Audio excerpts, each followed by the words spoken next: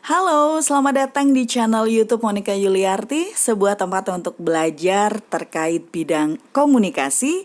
Dan di konten kali ini akan ada bahasan tentang iklan. Secara spesifik akan bahas tentang strategi kreatif dalam iklan.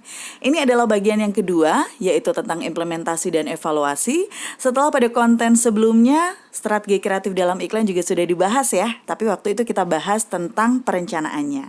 Alright. Sebelum kita ke materi hari ini, seperti biasa kita lihat dulu menunya.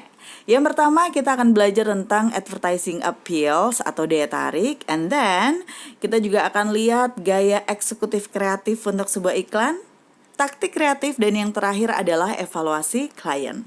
Langsung aja ya, kita ke bagian pertama yaitu daya tarik dan gaya eksekusi atau appeals and execution style. Kalau bicara mengenai daya tarik iklan, apa nih yang terlintas di benak teman-teman? Pasti kalau ada kata-kata daya tarik, menghubungkannya pasti dengan perhatian. Betul nggak? Kalau ada sesuatu barang yang punya daya tarik tertentu, kita sebagai orang yang melihatnya pasti akan tertarik. Nah, ini sama juga prinsipnya untuk dalam konteks iklan, teman-teman. Sehingga ketika kita belajar atau ketika bicara tentang daya tarik iklan, tentu ini adalah sebuah pendekatan yang digunakan. Tujuannya apa? Tujuannya adalah untuk menarik perhatian dari konsumen atau untuk menarik perhatian dari audiens, serta tidak hanya menarik perhatian saja, bisa juga untuk memengaruhi perasaan mereka terhadap produk tertentu. Selain itu juga kalau daya tarik iklan tentu saja berkaitan juga dengan bagaimana seseorang itu hatinya bisa tergerak. Kenapa begitu? Karena daya tarik itu adalah sesuatu yang mampu berkomunikasi dengan konsumen, dengan penonton iklan gitu ya. Sehingga mampu orang itu akan sadar bahwa dengan daya tarik tertentu produk itu akan bisa memenuhi kebutuhan mereka. Produk itu akan bisa melayani hasrat mereka, memenuhi kebutuhan kesenangan mereka. Nah, ini yang disebut sebagai daya tarik iklan. Kemudian, ketika bicara mengenai eksekusi kreatif, karena sebuah daya tarik iklan itu tidak bisa berdiri sendiri, teman-teman. Harus ada eksekusi kreatif di sana yang mengoptimalkan daya tarik iklan tersebut. Sehingga di sini dikatakan gaya eksekusi kreatif adalah cara bagaimana daya tarik tertentu itu berubah jadi sebuah pesan iklan yang disampaikan kepada konsumen. Tentu saja dengan pengemasan atau eksekusi yang sesuai. Kita lanjut dulu ya. Ini adalah 3 jenis daya tarik iklan, teman-teman. Yang pertama adalah informational or rational appeals. Yang kedua adalah emotional appeals. Dan yang ketiga adalah combination appeals. Kita lihat dulu dari yang pertama. Dari namanya saja pasti sudah diketahui bahwa daya tarik yang ini, information, adalah daya tarik yang keberadaannya ini bisa memenuhi kebutuhan praktis dan fungsional konsumen. Mengapa begitu? Karena penekanannya adalah pada ciri-ciri atau karakter serta keuntungan untuk penggunaan produknya. Nah, ada beberapa jenisnya nih menurut Wellbecher. Yang pertama adalah ciri. Seperti yang di baris sebelumnya ya. Ketika bicara mengenai hal yang muncul dari daya tarik informational ini. Kemudian keuntungan kompetitif. Nah, keuntungan kompetitif ini juga dilakukan atau dipaparkan dengan menunjukkan informasi-informasi yang berkaitan dengan karakter dari sebuah produk. Harga yang menguntungkan.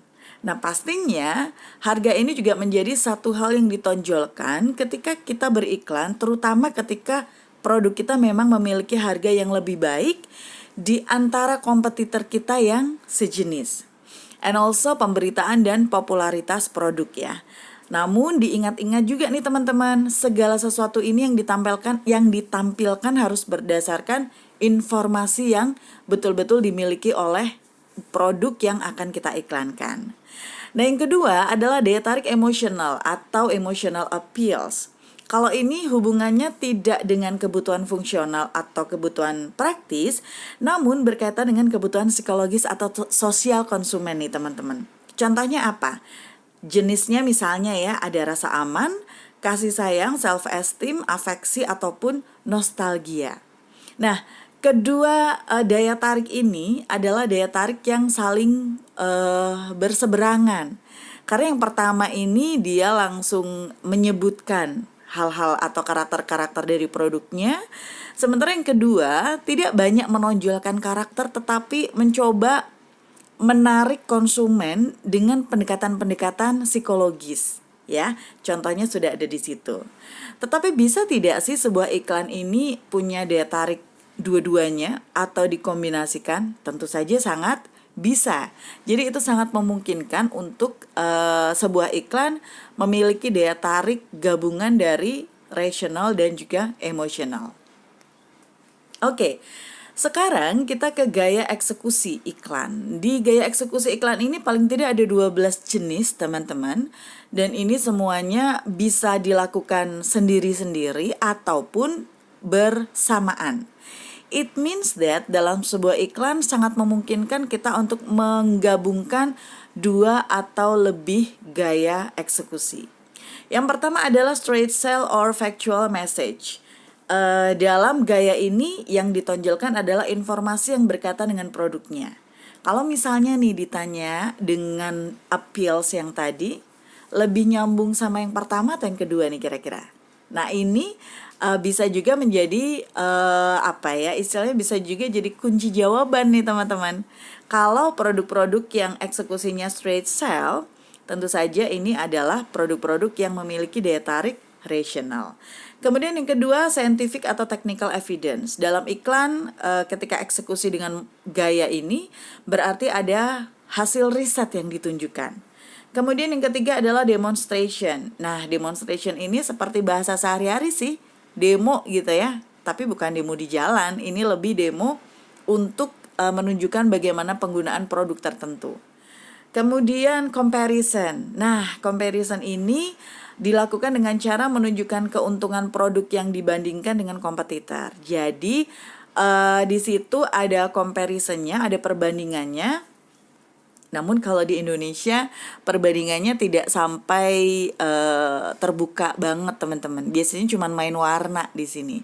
Nah yang paling banyak nih iklan-iklan comparison ini biasanya adalah iklan provider internet misalnya. Di situ sering banget adanya muncul gaya atau eksekusi secara comparison.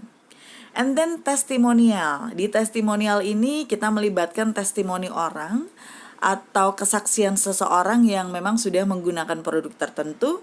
Kemudian ada juga gaya slice of life. Ini adalah potongan cerita tentang kisah hidup seseorang. Biasanya hubungannya sama permasalahan sehari-hari. Biasanya iklan yang ini nih, misalnya iklan ini nih teman-teman. Iklan shampoo. Saya banyak banget kasih contoh iklan shampoo nih, karena ini mudah sekali untuk difahami. Jadi di iklan shampoo itu secara umum jalan ceritanya seperti menggambarkan permasalahan kita sehari-hari. Yang rambut lepek gitu ya, atau rambutnya rontok and so on. Nah ini disebut dengan gaya eksekusi slice of life. Kemudian animation. Eksekusi animation ini memasukkan unsur animasi, kartun, dan karakter fiksi lain. Kemudian ada eksekusi personality symbol.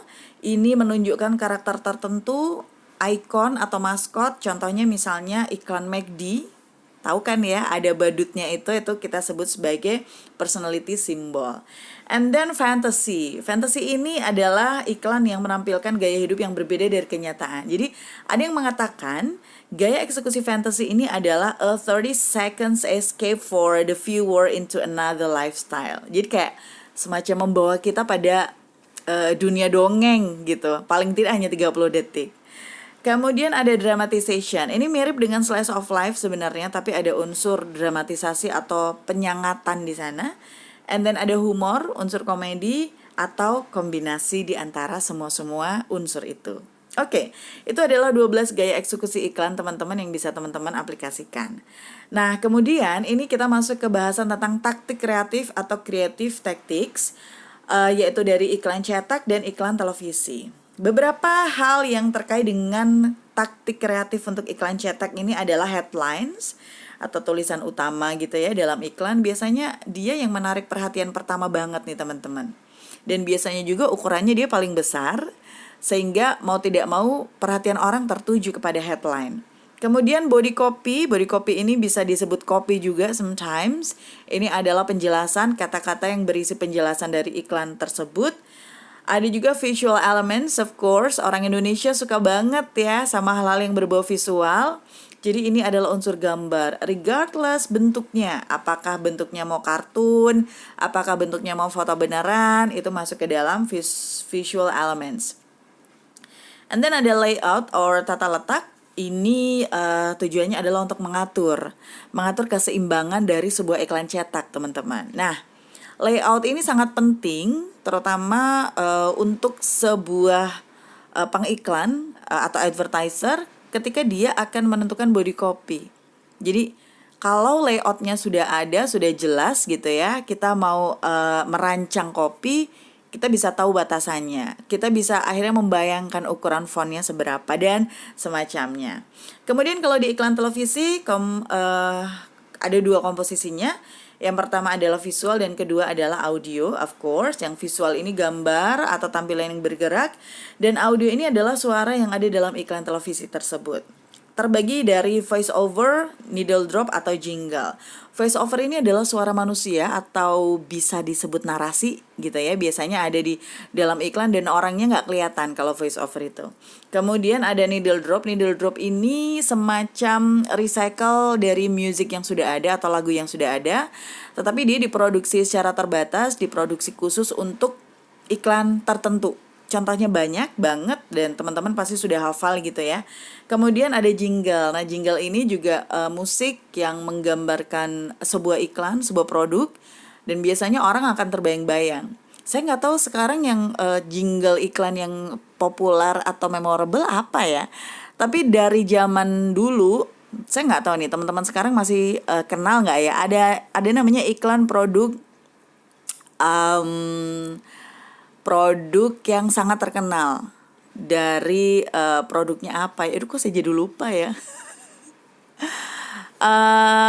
Nanti deh kalau ingat nanti saya tulis di komentar aja deh ya, atau di deskripsi. Oh iya, ekstrak manggis. Ada nggak yang kenal sama jingle ekstrak manggis? Cuman nggak tahu deh, kayaknya boleh nggak sih nyebut merek? Tadi kan nyebut merek juga ya. Tapi intinya adalah jingle iklan itu adalah lagu dari produk tertentu yang ditampilkan dalam iklan tertentu, dan itu bisa terinternalisasi dalam benak orang sehingga terbayang-bayang. Orang tuh bisa membayangkan produk ini bisa sangat mudah dikenal gara-gara jinglenya tersebut.